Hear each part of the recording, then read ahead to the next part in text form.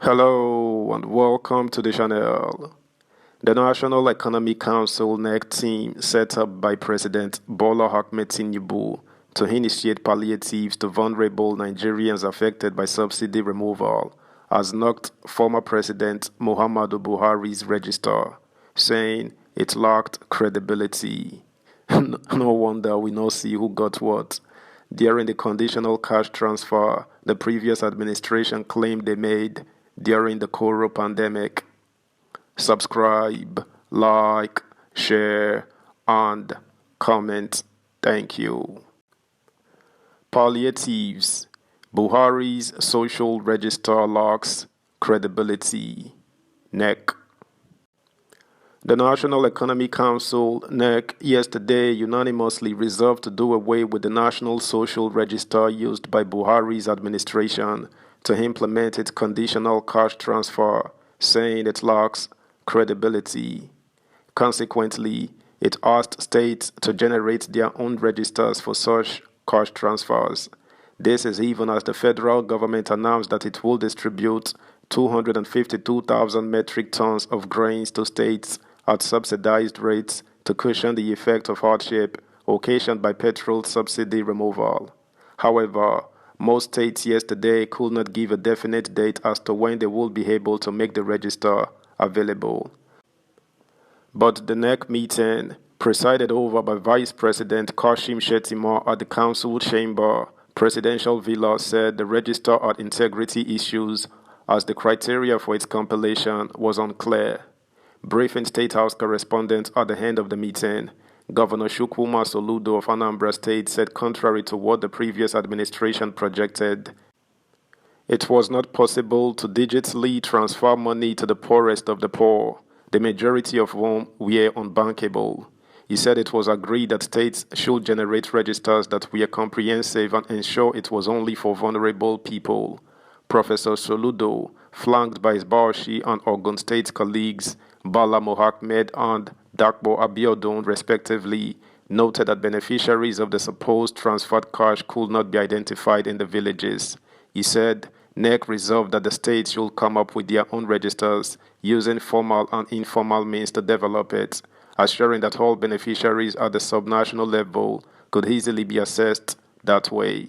We need to face the problem of the fact that we don't have a credible register, he said. Soludo affirmed that NEC deliberated on ways to cushion the impact of the recent petroleum subsidy removal. While fielding questions from journalists, Soludo said the first question that was raised is in relation to cost of governance. I think it is an omnibus concept, and it's not something you sit down in a meeting to legislate for each and every state. But the fact that the Council recognizes that this is an issue that each tier of government should now focus on as an area of concern, that we mustn't leave even the cost of running the state the way we even live. So some gave an example of a state governor going with over 20 vehicles in a convoy, and all these have to be fueled, and so on and so forth. And the fact that we are even among ourselves, almost like in a peer review kind of setting, talking for ourselves. We need to be sensitive to the times. We need to live within the average of the people that we are governing, and so on and so forth, and knock off the waste and the irrelevance, so to speak. I would like to give you a simple example. When I assumed office, it was costing about 137 million naira every month to clean up public offices and so on. Today, in Anambra, we are doing 11 million a month from 137 million naira on a monthly basis. Just an illustration. It is a thing we are persuading each and every one of us to look into, check our books and look ourselves in the mirror and move with the times. Second thing I'd like to respond is in relation to the social register that has been mentioned. I think at the council today, there was almost near unanimity among members that there is a big question mark about the integrity of the so-called National Social Register. We have questions about how those names in the register were brought about, and I'm sure one question I hear asked is where it is for the most vulnerable group, and so on and so forth. Let's talk about a social register and them distributing things through the social register by digital means, implying that these people already have account numbers and they have phone numbers. Maybe we are talking about some other people and not Nigerians. The poorest 25% of Nigerians are likely, if not totally unbanked, and don't have access to telephone. Now, in thinking through that, we felt that sitting in Abuja and calling on somebody in Anambra to compile a list and sending to you, and then the person depends on who he brings, and the registers are generated, and people go to those villages and ask, where are those people, and they don't show up.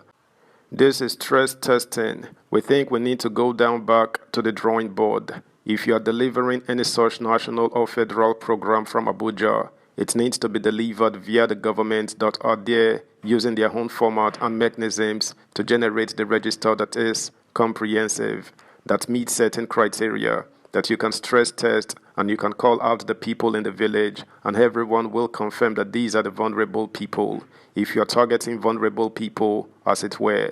So, the integrity test is what is missing with that register.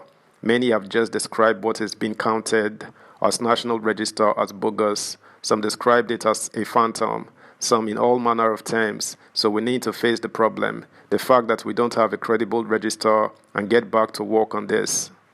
By the way, there's something I think my colleagues missed out as part of those recommendations over the medium, long term, and that is the possibility of negotiating a new minimum wage.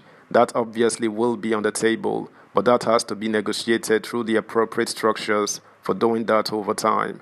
Professor Soludo explained that packages to serve as palliatives were marshaled out to encourage the tiers of government to implement them in accordance with their respective fiscal space and fiscal capacities. He said, the federal, state, and local governments I want to highlight as well, but that is quite some fiscal surplus that will be coming to the states and local governments and the federal government, and we suggested that it will be nice that you can implement cash transfers subject to your financial capacity based on peculiarities. Subscribe, like, share, comment, and please turn the notification bell on. Thank you. Some might be able to do 1, some might be able to do 10, some might be able to do 20 as the case may be. It depends on their own capacity. For example, if you have a state that has been owing salary arrears, workers have been owed for 3 years or for 4 years, the priority will be to even start paying some of the salary arrears or where pensioners have been owed their pension and gratuity for 7 years. For example, the priority now might be to use part of the surplus to pay them. That's the news, guys. Thanks for listening. Until next time. Bye.